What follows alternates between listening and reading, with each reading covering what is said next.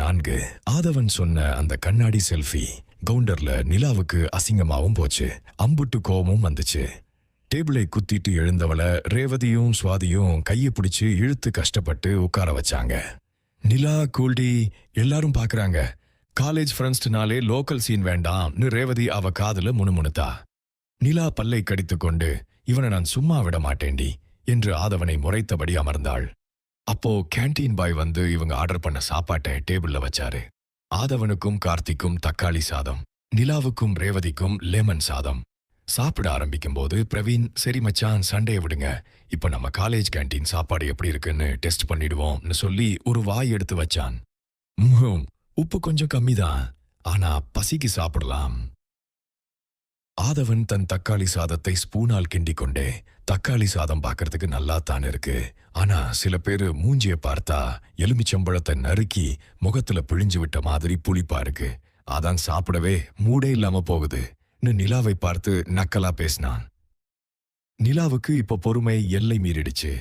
அவ கையில இருந்த லெமன் சாதம் ஸ்பூனை அப்படியே தட்டுல போட்டுட்டு ஆதவனை நேருக்கு நேர் விரல் நீட்டி பேச ஆரம்பிச்சா. ஹலோ மிஸ்டர் ஆதவன், உனக்கு என்ன ரொம்ப கொழுப்பா? ஃபர்ஸ்ட் நாளே நோட்டீஸ் போர்டுல வந்து இடிச்ச, அப்புறம் கிளாஸ் ரூம்ல வந்து பெஞ்ச் பிடிச்ச, இப்போ கேண்டீன்ல உட்காந்து சாப்பிடுற இடத்துலயும் நக்கல் பண்றியா? உன்னை யாரு எங்க டேபிளுக்கு கூப்பிட்டா? ஒழுங்கா எந்திரிச்சு போடா. டா போட்டு கூப்பிட்டதும் ஆதவனுக்கும் ஈகோ டச் ஆயிடுச்சு. அவனும் ஸ்பூனை தட்டுல எரிஞ்சிட்டு நேரா நிமிந்து உட்கார்ந்தான். ஏய் சண்டைக்கோழி, டா போட்டுலாம் பேசாதே, அப்புறம் மரியாதை கெட்டுடும். இந்த டேபிளை பிடிச்சது என் ஃப்ரெண்ட் பிரவீன், நாங்க தான் ஃப்ரெண்ட்ஸ் உட்கார்ந்தோம். இடம் இல்லாம அனாதையா நின்னவங்கள என் ஃப்ரெண்ட் கார்த்திக் பாவம்னு பார்த்துதான் கூப்பிட்டு உட்கார வச்சான். பிச்சை எடுத்த மாதிரி வந்து உட்கார்ந்துட்டு எங்களையே போக சொல்றியா? உனக்கு எவ்வளவு திமிரு இருக்கணும்? என்னது, பிச்சை எடுத்தோமா? நிலா கண்களில் அப்படியே நெருப்பு பொறி பறந்தது.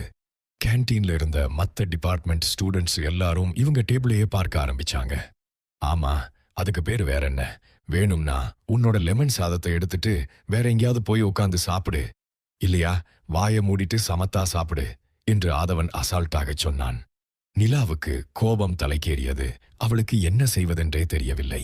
சட்டென்று தன் தட்டில் இருந்த எலுமிச்சை சாதத்தில் இருந்த ஒரு பெரிய எலுமிச்சம்பழத் தோலையும் சாப்பாட்டையும் அப்படியே கையில் அள்ளி ஆதவனின் தக்காளி சாத தட்டின் நடுவே பலார் என்று போட்டாள்.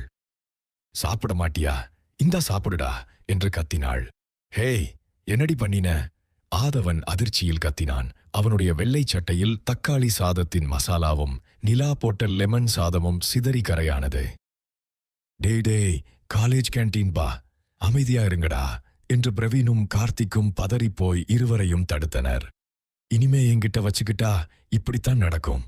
வாடி ரேவதி, இங்க உட்கார்ந்தா நமக்கே அசிங்கம் என்று நிலா தன் பேக்கை தூக்கிக் கொண்டு விறுவிறுவென்று கேண்டீனை விட்டு வெளியேறினாள். ரேவதியும் சுவாதியும் அவளுக்கு பின்னாடியே ஓடினார்கள். ஆதவன் தன் சட்டையை பார்த்துவிட்டு பற்களை கடித்தான். பாத்தியாடா கார்த்தி, அவ பண்ண வேலைய, என் favourite white shirt, college first நாளே என் சட்டையில கரை வச்சிட்டா. இவளை நான் சும்மா விட மாட்டேன். இந்த ஆதவன் நான் யாருன்னு அவளுக்கு நான் புரிய வைக்கிறேன்டா என்று ஆவேசமாகச் சொன்னான். கார்த்திக் தன் தட்டை பார்த்துவிட்டு, டே ஆதவா, நீ சண்டை போட்டதுல என் தக்காளி சாதமும் வீணா போச்சுடா என்று கவலைப்பட்டான்.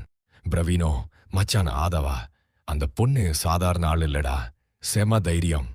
நீ ஒரு அடி வச்சா அவன் 4 அடி வைப்பா போல என்று சிரித்துக்கொண்டே சொன்னான்.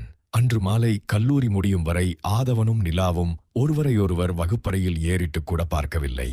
ஆனால் இருவர் மனதுக்குள்ளும் அடுத்த கட்டப் போருக்கான வியூகம் தயாராகிக் கொண்டிருந்தது. தொடரும்.